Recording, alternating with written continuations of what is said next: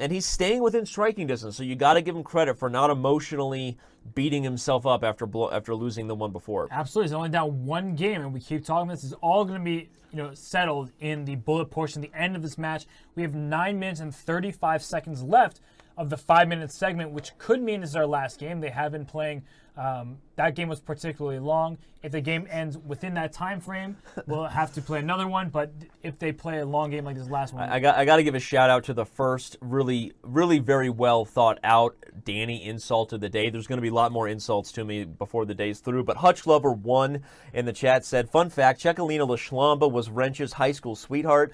I asked her to marry me, but she said no because I wasn't a GM, and now she lives happily with a guy named Magnus in Ouchtown." So that's just poetry right there. That was well played, sir. That was speaking of well played. Well, I mean, Hikaru just seemed... Hikaru switches up for the first time. This is the first time we have not seen that Nimzo Indian. If you're just joining us, Hikaru has been beating his head against the wall in a certain variation of the Nimzo, coming up with 0-3. Now, he should have won the last game. Yep. But after 0-3, Hikaru says, you know what, let me come back to this one later. It's time for me to play the King's Indian attack. We only have 8 minutes left. We are currently in the Grandmaster Blitz Battle Championship final. Don't go anywhere. Not 8 minutes left in the whole thing. 8 minutes left in the 5-minute portion. A quick break, and then we will move on to 3-minute chess. And then for those of you wondering, we hope to get Hikaru back on camera in that break. But for now, we're just going to focus on the chess because it's such a tight match. 4.5 Magnus Carlsen, 3.5 Hikaru Nakamura, playing for a big prize fund. The prize fund just for this final is $11,000. We have to thank our sponsors always: Indigo Capital Partners, PeopleTalk.ru, and Bureau Venture Capital. Thank you for providing us and helping us provide this great event in the GM Blitz Battle Championship. And in this particular game here between Hikaru and Magnus, Magnus has given up the 2 bishops. Note that White has a C3 bishop that is unopposed by a Darkshire bishop for Black, which can come back to hurt Black a lot. At some point, White would love to do a knight f5. Maybe not right now, but at some point, go knight f5, applying pressure on that very vulnerable g7 square. But in compensation for the bishop pair, what Black has is 2 knights in the center. It's often said that if you can get your knights in the center, usually they might be equal to the bishop there, but it's dangerous because there's a lot more than just those general guidelines we try to look for in chess. The d5 pawn is falling, but as Robert said, if we get a party going on g7, that's real problems for Black. Bishop takes d5 would have just hung a piece because bishop takes f6. So that was something that was in the air. And right now we've seen a bit of transition here. Magnus doesn't care about targeting that pawn. He wants to open up things to defend. But what's going on here? f3? f3 does not look like it was a good move. f3 was sort of a strange decision. I'm going to bet that Hikaru just flat out missed c5. Now he's forced to simplify in a direction he wasn't looking to do, losing his bishop pair. Now, who's better here? Probably the position's still a teeny bit better for White, even despite that. And the reason why is not something that comes to the eye at first, and it is because look at the knights. The White knight is actually better than the Black knight because it's going to f5. Then knight on f6 is corralled by that e4 pawn covering d5. The f3 pawn covers both g4 and e4. Mm-hmm. So I like White's knight better, which to me speaks of a slight advantage. Yeah, and look at that defensive move there, everybody. Queen to c1 was played. It was played to prevent queen g5, but as Robert said, it was played out of a need to get queen g5, and here comes tactics, right? Hikaru was putting pressure, using his knight on f5 to create a mess of it on the king side. The threat here, everybody, let's say a random move is played, knight takes h6, Smashville, the queen comes in, removing the defender of the knight, and we could have some serious problems here if you're Black. So Magnus says, you know what, no soup for you. I'll play king h7 and prevent that idea.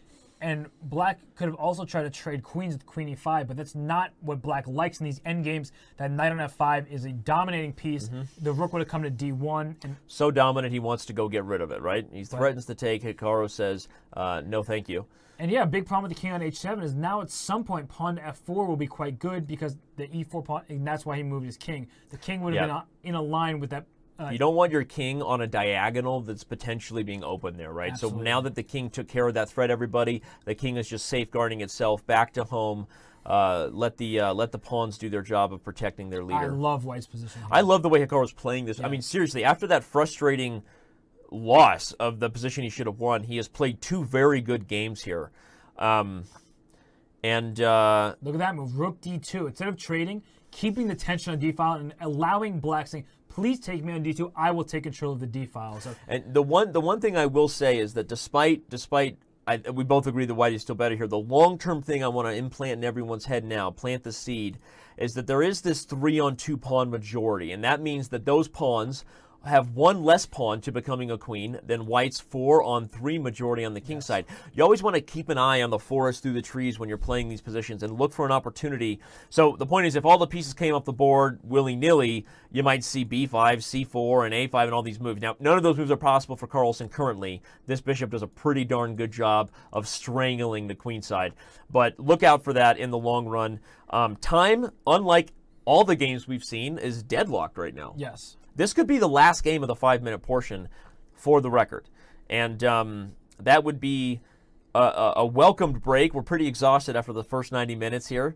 I'm sure the players are too.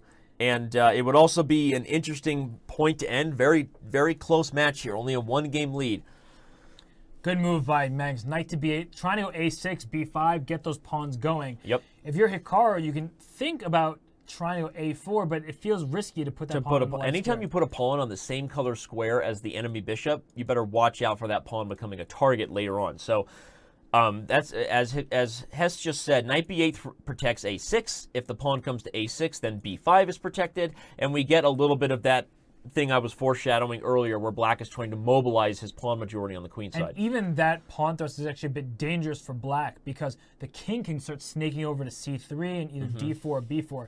And it's something that black has to be careful about. Oh, he trades the bishop. I was just going to say, when is the time to make the next transition? Always think about that in your games. What trades do I want to make? And very importantly, if we show bishop takes c4, knight c4, b5, now knight, let's say knight d6 is perfectly reasonable. It's a king f8 just to show the point. Now pawn, at some point, you're going to attack this pawn c5. Let's say knight to b7. And again, we have that ugly pawn chain where now white's king can try to run in. You want to be really careful to get stuck in a position where both enemy counterparts, the king and the knights, are more active for the opponent. That's almost more important than a pawn. Yeah.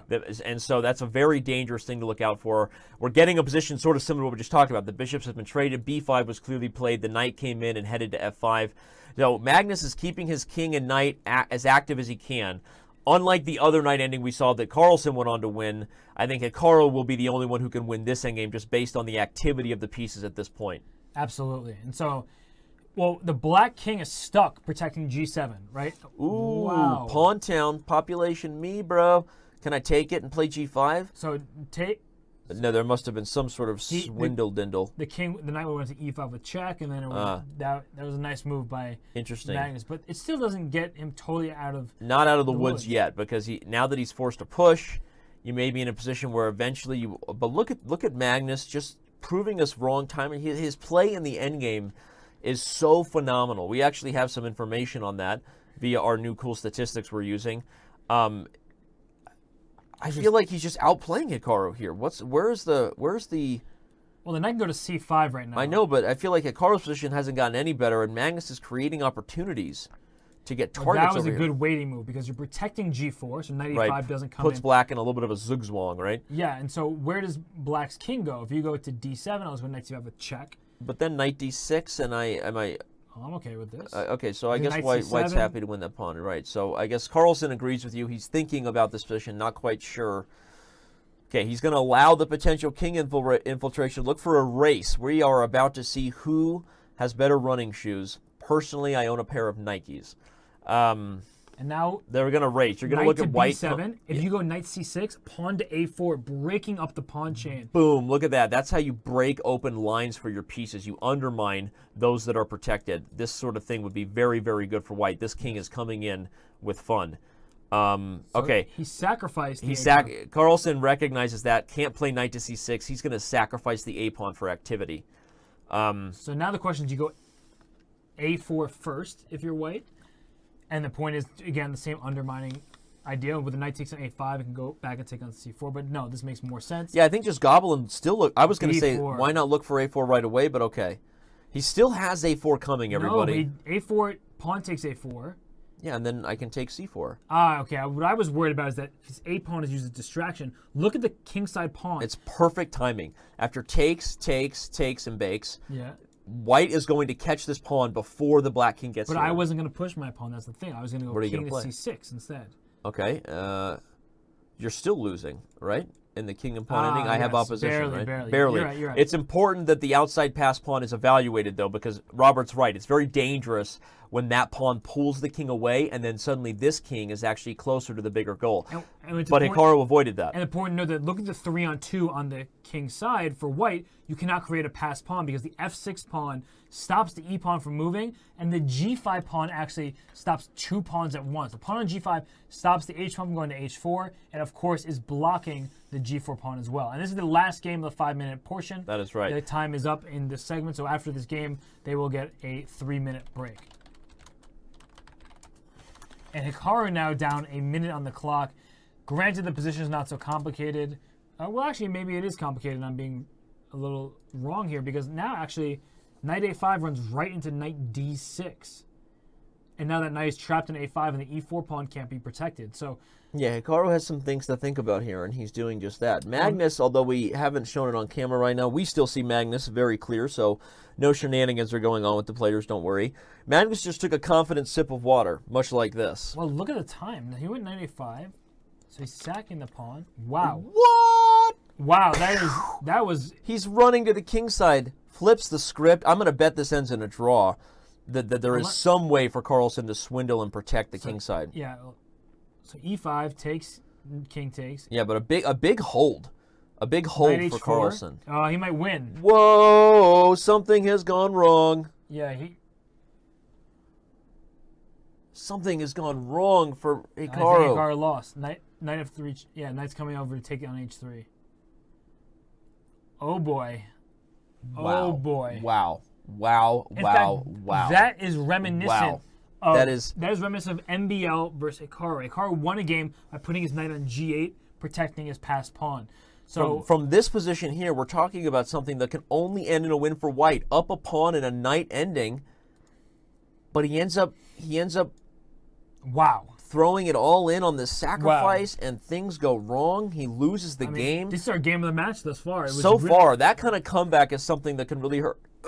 And especially if you're Nakamura, you consider you're down 2 games after the 5-minute portion. It probably could have been 2 games opposite, right? I mean, he blew a couple winning positions, but Carlsen gets all the credit for being resourceful. Hikaru Nakamura has joined us again. The webcam is... Hey, buddy. Yeah, we're here. Okay, I don't know what's going on. It's like on. I can't figure out. Whatever. Okay, working out. Thank you for figuring it out. The fans love hearing your voice, and they love seeing your face. You still have a couple minutes break if you want to take it, man. Okay, all right. Okay. Still have a couple minutes break, and we are back in business for the love of all that is holy. Danny can relax. I take personal responsibility for anything that doesn't go right on these shows, and I am feeling better. Does that mean you take responsibility for things that I say? No, you're the one thing I don't take responsibility for. Yeah, that's fair. You already have 4 kids. You don't need me. Yeah, I don't need any more. I don't need a 5th kid, but. Oh man, what I do need is a little bit of a breather after that. That was crazy, right? So we have a 2-game lead currently in the. I'm gonna go ahead and see if I can check on the results. It has been updated, not quite after the last game, but after the 5-minute portion, we have actually a 2-game lead for Magnus Carlsen, not a 1-game lead. We will be updating that momentarily, but still, just amazing. Some back and forth games. I think if you asked us beforehand, could we have expected a more exciting 5-minute portion? The answer